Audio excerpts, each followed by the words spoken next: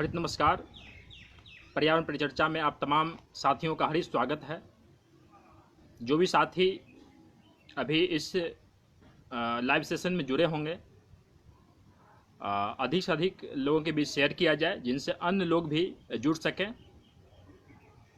पर्यावरण दिवस के पूर्व संध्या के अवसर पर इस पर्यावरण परिचर्चा में आप तमाम साथियों का पुनः हरित स्वागत है, हरित अभिनंदन है।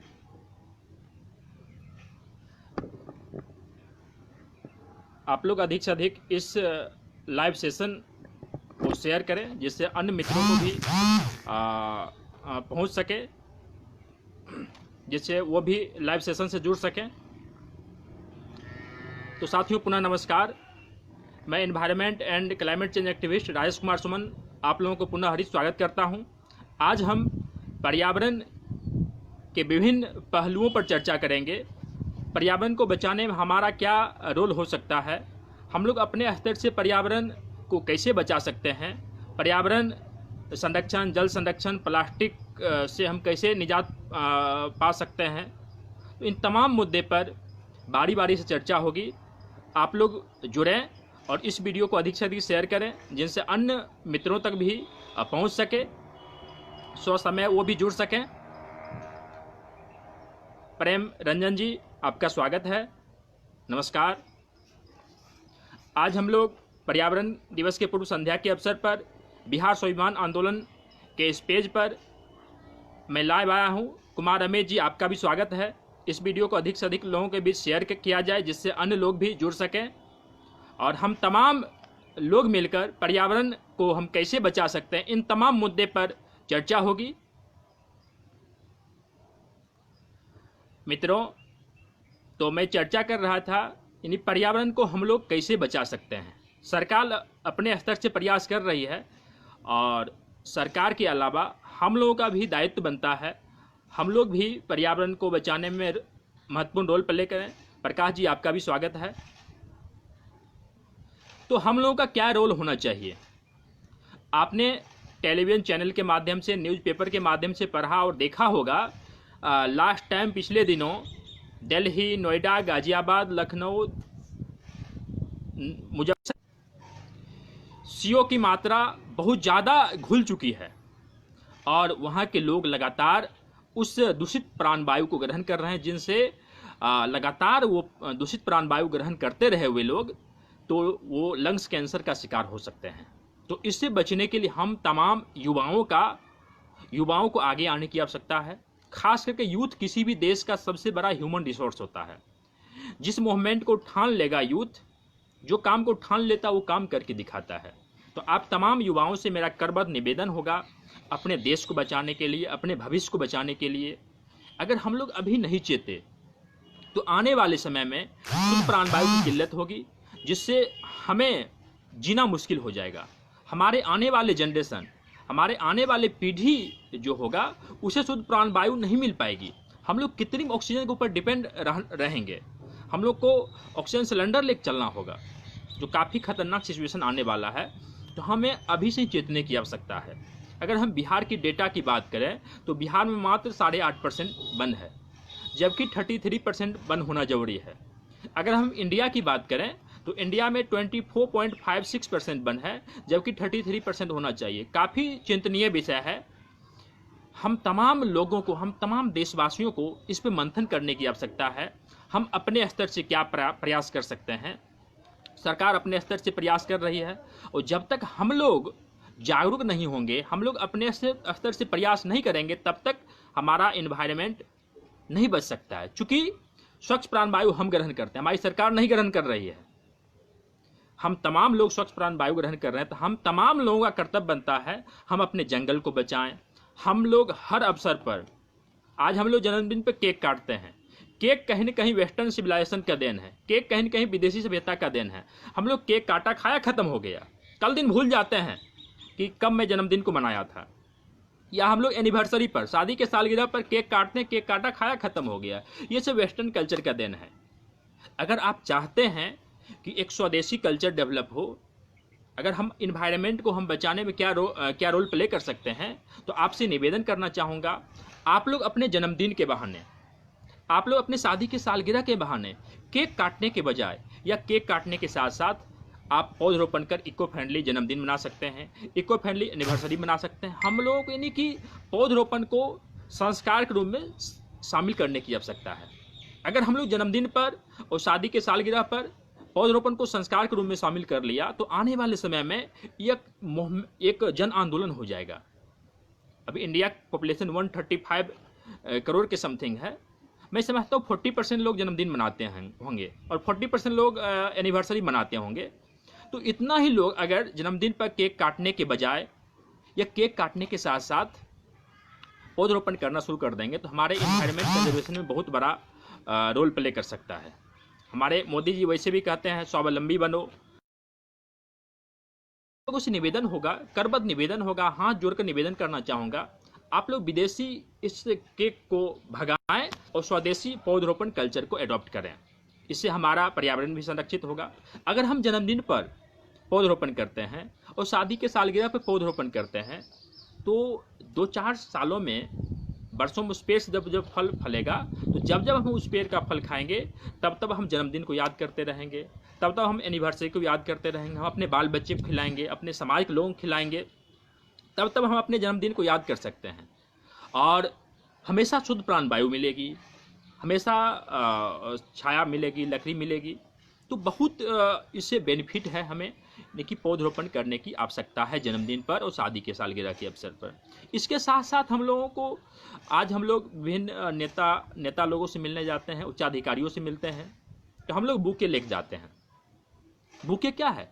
बुके पेड़ पौधा फूलों से, फूल पत्ती से बनता है, जिससे हमारे एनवायरनमेंट को नुकसान होता है। अगर हम बुके के बदले इको फ्रेंडली बुके के रूप में अगर हम किसी लीडर के पास जाते हैं, एक पौधा में भेंट कर देता हूँ, तो क्या होगा, वो ग्रहण करेंगे और कहीं न कहीं जाके पौधरोपण कर देंगे। तो उन्हें भी यादगार पल हुआ, फलाने लोग ने मुझे एक पौधा दिया था जिसका मैं रोपण किया हूँ, जिसका छाया ग्रहण कर रहा हूँ। ये थोड़ा देखिए डिफिकल्ट है, बट उतना भी डिफिकल्ट नहीं है। अगर हम लोग प्रयास करेंगे तो एवरीथिंग इज पॉसिबल, सब कुछ संभव है। अगर जो ठान लें हम लोग तो एवरीथिंग इज पॉसिबल, सब कुछ संभव है। सिर्फ ठानने की आवश्यकता है, करने की आवश्यकता है।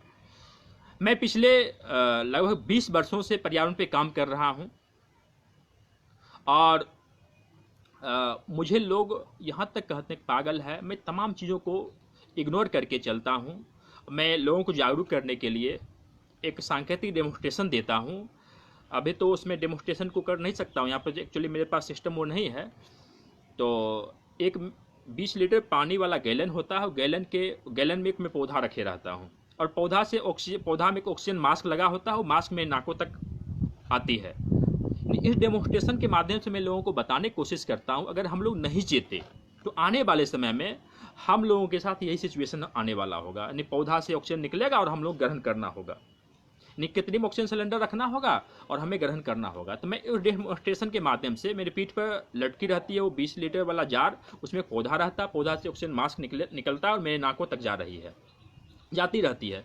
तो मैं इस डेमोन्स्ट्रेशन के माध्यम से लोगों को बताता हूँ कि आप लोग चेत जाओ, सुधर जाओ। अभी से पौधरोपण करने की आवश्यकता, 33% वनों के होना जरूरी है।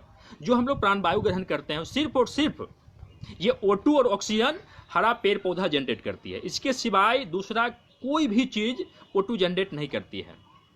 O2 जनरेट करती है और CO2 ग्रहण करती है। CO2 यानी कार्बन डाइऑक्साइड वैश्विक तापन में वृद्धि करती है।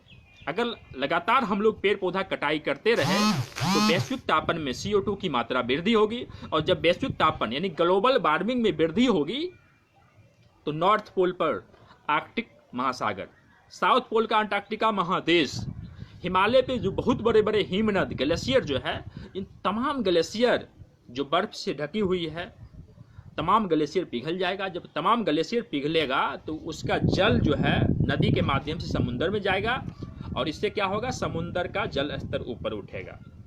जब समुद्र का जल स्तर ऊपर उठेगा तो समुद्र का लेवल ऊपर हो जाएगा, निचले तबके का शहर जलमग्न हो जाएगा। हमारा सुंदरबन का डेल्टा या निचले तबके का जो भी द्वीप, समुद्र महासागर में जो भी द्वीप, मैक्सिमम द्वीप, वो जलमग्न हो जाएगा और वहाँ का जीवन लीला समाप्त हो जाएगा। अभी एशिया का सबसे बड़ा, दुनिया वर्ल्ड का सबसे बड़ा डेल्टा, सुंदरबन का डेल्टा, जो जहाँ पे रॉयल बंगाल टाइगर पाई जाती है, वो भी जलमग्न हो जाएगी। तो सोच सकते कितना गंभीर परिणाम आने वाला है। तो हम लोग अभी चेत जाएं, यानी कि ग्लोबल वार्मिंग को बचाने के लिए। अभी देखिए दुनिया का औसतन टेम्परेचर 15 डिग्री है। एक हालिया रिपोर्ट आया है, अगर 1.5 डिग्री सेल्सियस टेम्परेचर वृद्धि हो जाती है तो बड़े बड़े पिघल जाएगी। समुंदर का अगले 50 सालों में, रिपोर्ट में पढ़ रहा था, समुद्र का पानी 50 फीट ऊपर उठ सकता है। सोच सकते हैं 50 फीट ऊपर उठेगा तो हमारे देश का मुंबई, चेन्नई, कलकत्ता, सुंदरबन का डेल्टा, अंडमान निकोबार, लक्षद्वीप समूह, दमन द्वीप, ये तमाम द्वीप जलमग्न हो सकता है। तो हमें बचाने की आवश्यकता है।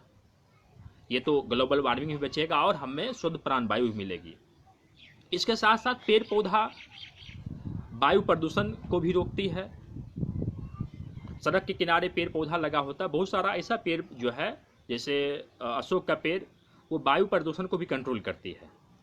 तो हमें हर अवसर पर, कहने का मतलब है, आप लोगों से करबद्ध निवेदन करता हूँ, पौधरोपण करने की संस्कार विकसित करें, अन्य लोगों को भी जागरूक करें, क्योंकि हर देशवासी ठान ले कि साल में कम से कम एक पौधरोपण करना। हमें बताना चाहूँगा, एक हालिया रिपोर्ट आया है, एक मनुष्य, हम तमाम इंडियंस का औसतन लाइफ 64 ईयर्स का होता है। हम लोग 64 ईयर्स के हॉल लाइफ में 18 पेड़, यानी कि 18 पेड़ जितना O2 जनरेट करती है उतना हम लोग ग्रहण करते हैं। तो हमारा कर्तव्य बनता है, हमारा दायित्व बनता है, हम लोग जिस धरती पर रहते हैं, जिस ये हमारी भारत माता जो है अभी पर्यावरण प्रदूषण की समस्या से तड़प रही है, इसे आज़ाद करवाने में हमारा महत्वपूर्ण रोल हो सकता है। जिस तरह से हमारा भारत देश अंग्रेजों के चंगुल में जकड़ी हुई थी, तो एक से एक वीर सपूत, वीर कुंवर सिंह, राजा राम मोहन राय, भगत सिंह, चंद्रशेखर आजाद, महात्मा गांधी, जिससे एक से एक वीर सपूत पैदा हुए थे। तत्पश्चात हमारा देश जो अंग्रेजों के चंगुल से आजाद हुई है। अभी हमारे देशों में बहुत सारी समस्याएं हैं, विद्यमान है, मौजूद है। उनमें से एक पर्यावरण प्रदूषण रूपी समस्या काफी गंभीर समस्या है। इसके लिए बहुत सारे वैश्विक लेवल पर, ग्लोबल लेवल पर भी संगठन बनाया गया है। हमारे देश लेवल पर भी काम किया जा रहा है, राज्य स्तर पर भी काम किया जा रहा है, बहुत सारे पर्यावरण विदों के द्वारा काम किया जा रहा है। तो इतने लोगों के, यानी पर्यावरणविद, सरकार के काम करने से कुछ नहीं होने वाला। हम तमाम लोगों को आगे आने की आवश्यकता है। हर इंडियंस को, हर दुनियावासी को, हर देशवासियों को आगे आने की आवश्यकता है। यानी कि अपने पूरे लाइफ में कम से कम 18 पौधरोपण जरूर करना चाहिए। पौधरोपण करने से कभी भी नुकसान नहीं है। आज हम लोग एसी, वॉशिंग मशीन, फ्रिज का इस्तेमाल करते हैं। एसी तो गर्मी में इस्तेमाल करते हैं, अगर बिजली चली जाएगी तो क्या हाल होगा। लेकिन पेड़ एक ऐसा नेचुरल एसी है जिससे हमेशा छाया मिलेगा, हमेशा कितना भी तपिश होगा, कितना भी गर्मी होगा, फिर भी आप उस पेड़ के नीचे जाकर बैठेंगे, बिजली नहीं भी होगी फिर भी छांव मिलेगा, हवा मिलेगा। ये नेचुरल एसी है। आज हम लोग 50,000 का एसी खरीदते हैं, लेकिन 50 रुपया एक पौधरोपण नहीं कर सकते हैं। तो आप लोगों से करबद्ध निवेदन होगा, हर घर के दरवाजे पर, हर घर के आंगन में कम से कम एक पौधरोपण जरूर हो। आज हम लोग शहरीकरण की ओर भाग रहे हैं, घरों की हम कंक्रीटीकरण कर रहे हैं। हमारे पूर्वज दादा परदादा ने जब घर बनाया, वो लोग करते थे तो घर में स्पेस था, आंगन में स्पेस था, दरवाजे पे स्पेस था, वो लोग प्लांट लगाते थे। और जब वो कंक्रीटीकरण नहीं हुआ करता, जो भी बारिश की पानी होती थी और वाटर रिचार्ज भी होता था, इससे भौम जलस्तर भी बरकरार रहता था। आज भौम जलस्तर काफ़ी नीचे चला गया है। तो इसके पीछे कहीं न कहीं हम लोग घरों कंक्रीटीकरण कर दिए हैं। कंक्रीटीकरण करने से जो भी हमारे छत का पानी है बारिश के बाद, वो नाले के माध्यम से लॉलैंड एरिया में चला जाता है, जिससे फिर वाष्पीकृत होकर पानी ऊपर चला जाता है। इससे हमारा वाटर रिचार्ज नहीं हो पाता, जिससे भौम जलस्तर में भी काफ़ी कमी देखा गया है। महाराष्ट्र का विदर्भ एरिया, या हम लोग वेस्टर्न राजस्थान की बात करें, जहाँ की महिलाएं, हमारी बहू बेटियाँ 5-5 किलोमीटर दूर पानी लाने के लिए जाती है। अब सोच सकते कितना गंभीर समस्या है वहाँ पानी का। तो पानी बचाने की भी आवश्यकता है। जब तक हम लोग पानी नहीं बचाएंगे तो आने वाले समय में गंभीर समस्या क्रिएट होने वाला है। जल ही जीवन है, जल के बगैर हमारा जीवन पॉसिबल नहीं है। भोजन 5 दिन नहीं मिलेगा तो चलेगा, लेकिन जल नेसेसरी हमारे लाइफ के लिए। जल के बगैर जीवन संभव नहीं है, तो जल भी बचाने की आवश्यकता है। और आज हम लोग धड़ल्ले से निजी वाहन का खूब इस्तेमाल करते हैं, यानी कि स्वचालित वाहनों का खूब इस्तेमाल करते हैं। स्वचालित वाहन जो डीजल पेट्रोल से चालित होता है, और इससे कार्बन मोनोऑक्साइड गैस निकलती है जो विषैली गैस है, हमारे आबो हवा को दूषित करती है। तो उस आबो हवा को दूषित होने से बचाने के लिए हमें कम से कम निजी वाहन का इस्तेमाल करना चाहिए। हमें अधिक से अधिक पब्लिक ट्रांसपोर्ट, रेल ट्रांसपोर्ट का इस्तेमाल करना चाहिए, जिससे हमारा वो वायु भी स्वच्छ हो सकता है। अगर हम लोग अभी नहीं चेते तो आने वाले समय में गंभीर परिणाम हमें भुगतना पड़ेगा। आज हम लोग फ्लोरा एंड फौना को भी हम नुकसान पहुंचा रहे हैं, जिससे हमारे ऊपर भी संकट गहरा सकता है। तो विभिन्न जीव जंतुओं की बचाने की आवश्यकता है, विभिन्न प्रवासी पक्षियों की बचाने की आवश्यकता है। अभी जल का देखिए गंभीर समस्या होता जा रहा है, तो इसके पीछे कहीं न कहीं हम तमाम लोग हर एक चीज़ के लिए, पर्यावरण प्रदूषण हो, जल प्रदूषण हो, प्लास्टिक प्रदूषण हो, तमाम चीज़ों के लिए हम मानव दोषी हैं। जिस धरती पे हमारा जितना हक है, इस धरती पे उतना ही हक तमाम जीव जंतु, तमाम पेड़ पौधा, तमाम पक्षियों का हक है। आज हम लोग पेड़ पौधा का हक मार कर हम लोग खा जा रहे हैं, यानी कि वहाँ पेड़ पौधा कटाई करके हम शहरीकरण करते जा रहे हैं, हम कंक्रीटीकरण करते जा रहे हैं, हम घर बना रहे हैं, वहाँ उद्योग धंधा स्थापित कर रहे हैं, जिससे हमारे इकोसिस्टम पर विपरीत प्रभाव पड़ रहा है। हमारा जो है इकोलॉजी में रहने वाले लोग सब हैं, उस पर विपरीत प्रभाव पड़ रहा है। तो हमें बचाने की आवश्यकता है। अभी देखिए हमारे पूर्वज कुआं खुदवाया करते थे, या तालाब, अपने सामर्थ्य के अकॉर्डिंग वो तालाब खुदवाते थे, यानी वाटर को रिचार्ज करने के लिए। वर्षा का जल वहाँ स्टोर होगा, और स्टोर होने के बाद इससे ग्राउंड वाटर रिचार्ज होगा। आज हम क्या करते हैं, विभिन्न हमने लोगों ने कुआं को अतिक्रमित किया, तालाब को अतिक्रमित किया, नाला को अतिक्रमित किया, नदी को अतिक्रमित करके हम लोग वहाँ पर घर बना ले रहे हैं। इससे वाटर रिचार्ज नहीं होगा तो क्या समस्या होगा, भौम जल स्तर काफ़ी नीचे जाएगा, जिससे जल संकट गहरा सकता है। तो हमें जल बचाने की आवश्यकता है। अगर हम लोग नहीं चेते तो गंभीर परिणाम होगा, जैसे अभी चेन्नई में या महाराष्ट्र का विदर्भ एरिया में जैसा सिचुएशन हो गया है, हमें भी बोतल बंद पानी पीना पड़ेगा। अब ऐसे अरब कंट्री में अभी वहाँ पर जल नहीं मिलता है, तो वहाँ लोग खरीद कर जल पीते हैं, हमें भी खरीद कर पीना पड़ेगा। ये सीमित संसाधन है। अगर हम जल की बात करें, वैसे 2/3 भाग पे जल का विस्तार है, लेकिन 2/3 भाग पे जल का विस्तार है, लेकिन उस जल का 2.5% ही मीठा जल है। पीने योग्य जल 2.5% है, बाकी 97.5% जल वो खारा जल है, जो हम लोग पी नहीं सकते हैं। उसे हम लोग कपड़ा धोने में भी इस्तेमाल नहीं कर सकते हैं। सोच सकते हैं 2.5 जल में ही नदी, तालाब, नाला, कुआं, झील, बड़ा बड़ा ग्लेशियर, 2.5% जल में ही सब आता है। इसे बचाने की आवश्यकता है। इसके साथ साथ हम लोग, मैं चर्चा कर रहा था, हम लोग धड़ल्ले से एसी का इस्तेमाल करते हैं, वॉशिंग मशीन का इस्तेमाल करते हैं, फ्रिज का इस्तेमाल करते हैं। ये तीनों चीज़ जो है विलासिता का प्रतीक है। आज हम लोग विलासिता के लिए इन तमाम चीज़ों का इस्तेमाल करते हैं, और इन तमाम तीनों चीज़ से CFC जैसी खतरनाक गैस का उत्सर्जन होता है। और CFC गैस ओजोन लेयर में क्षय पहुंचा रही है। ओजोन लेयर जो है सबसे नीचे क्षोभ मंडल है, और क्षोभ मंडल के ठीक ऊपर जो है समताप मंडल है, और समताप मंडल में क्षोभ मंडल स्थित है। समताप मंडल में ओजोन लेयर स्थित है। तो ओजोन लेयर जो है हमें अल्ट्रावायलेट रेड से प्रोटेक्ट करती है, पराबैंगनी किरणों से बचाती है। सूर्य से आने वाली पराबैंगनी किरण ओजोन लेयर सोख लेती है, और छनने के बाद तब यहाँ पर सूर्य का प्रकाश आती है। तो सोच सकते हैं अगर यानी कि ओजोन लेयर नहीं होगा तो पराबैंगनी किरण प्रत्यक्ष रूप से हमारे इस धरती पे आएगी।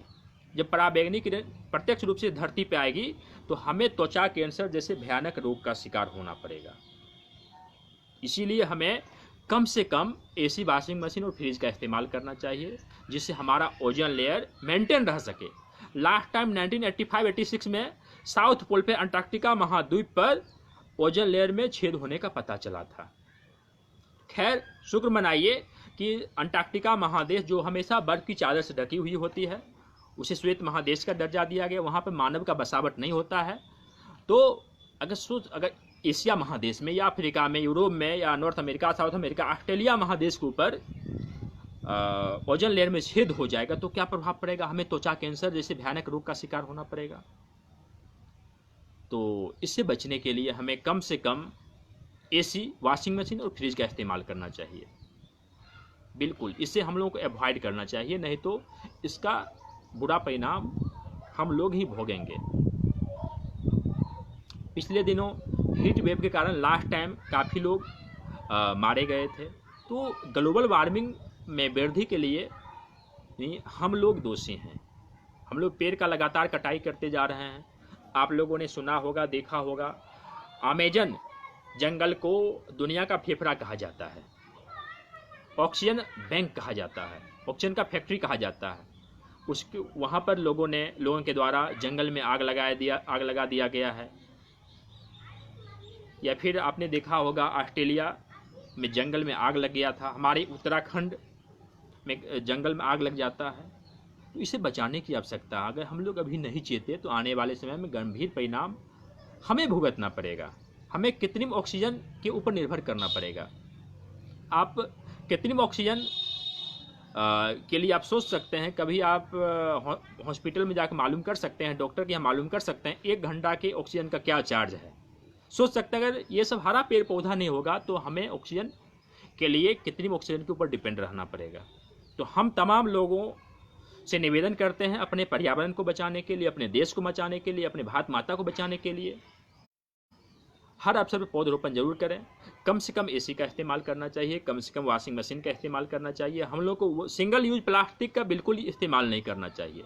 सिंगल यूज प्लास्टिक जो है, प्लास्टिक के बारे में बताना चाहूँगा, इसे डिस्ट्रॉय होने में अगर हम ज़मीन में गाड़ देते हैं तो एक जैसे पॉलीथीन जो है, उसे पॉलीथीन को डिस्ट्रॉय होने में 400 साल लग सकता है। ये सिंगल यूज प्लास्टिक जो है, इसे नाली में हम लोग बहा देते हैं, कचरा में फेंक देते हैं, इसे नाला जाम हो जाता है, नदी में चला जाता है, विभिन्न मवेशी खाता है, मवेशी का मृत्यु तक हो जाता है, विभिन्न जलीय जीव खाता है तो वो भी मृत्यु का शिकार हो जाता है। हमारा समुद्र का जल प्रदूषित हो रहा है। तो हमें सिंगल यूज प्लास्टिक का भी इस्तेमाल नहीं करना चाहिए। हो सके तो, संभव हो सके तो हमें अन्य तमाम प्लास्टिक वाली चीज़ों को भी इस्तेमाल नहीं करना चाहिए, कम से कम इस्तेमाल करना चाहिए, जिससे हमारा इन्वायरमेंट बच सके। आज हमारा मृदा भी प्रदूषित हो चुकी है। आज हमारी मृदा भी प्रदूषित हो चुकी है। इस मृदा प्रदूषण भी बचाने की आवश्यकता है। नहीं, कुल मिलाकर आज मैं लाइव आया हूँ इस बिहार स्वाभिमान आंदोलन के पेज पर।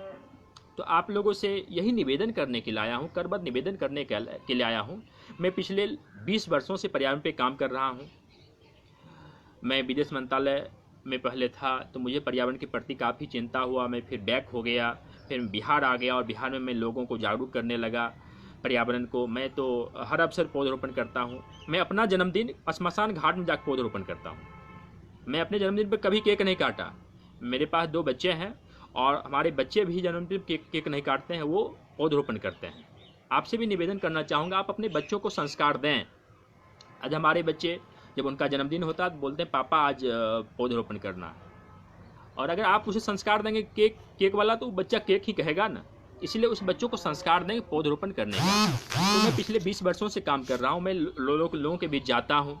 मैं जिस किसी भी शादी समारोह में जाता हूँ तो मैं पौधा के साथ पहुँचता हूँ और बरमाला के समय वर वधू को पौधा भेंट करता हूँ, हरित धन्यवाद देता हूँ और वर वधू के पवित्र हाथों से पौधरोपण करवाता हूँ। मैं जिस मुंडन, जनेऊ, छठी, जिस किसी मांगलिक मौका पे मैं पहुँच गया तो आर्टिफिशियल उपहार के बदले, चुमावन के बदले या कुछ गिफ्ट के बजाय मैं पौधा भेंट करता हूँ। जहाँ भी राजेश कुमार सुमन पहुँच गया तो पौधा भेंट करता है।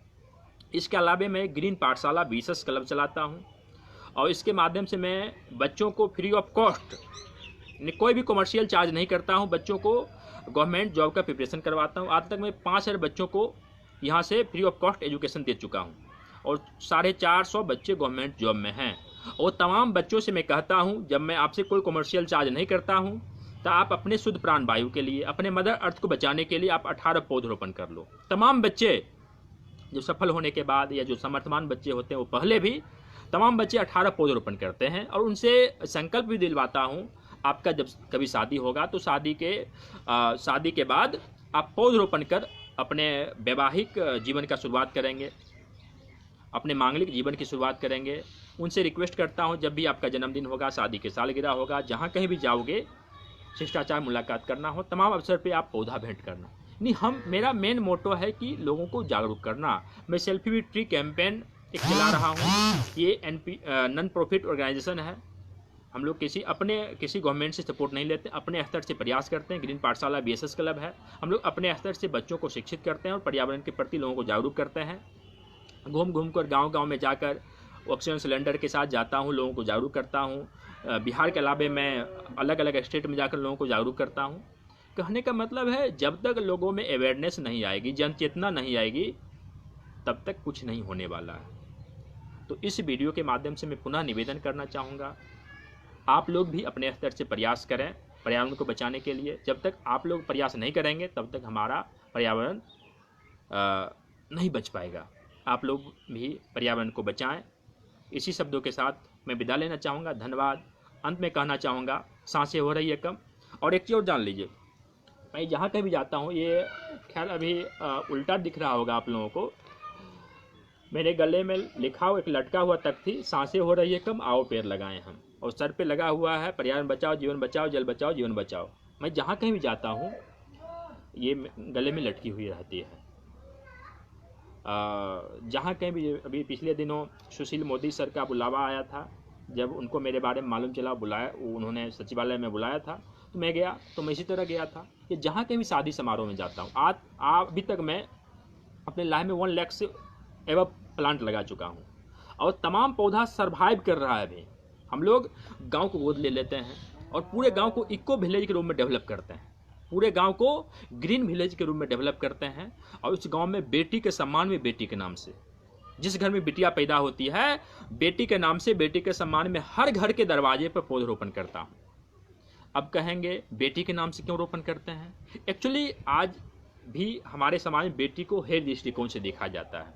अभी काफ़ी लिंगानुपात है, तो मैं इस लिंगानुपात को बढ़ाने के लिए, मेंटेन करने के लिए, बेटी के सम्मान में बेटी को पौधरोपण करते हैं। आज भी हमारे समाज में लोग बेटी को भ्रूण मार देते हैं, बेटा को पढ़ाने के लिए कोटा दिल्ली भेजते हैं, बेटा को पढ़ाने IAS बनाने के लिए बाहर भेजते हैं, लेकिन बेटी को घर तक सीमित रखते हैं।